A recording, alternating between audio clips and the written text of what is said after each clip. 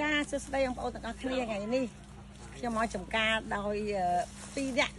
មេការខ្ញុំនេះមេការលោកផាន់សិរិទ្ធប៉ុន្តែចៃដាំអីគួយគាត់មកថាមកគាត់ដឹងតែខ្ញុំមកទេ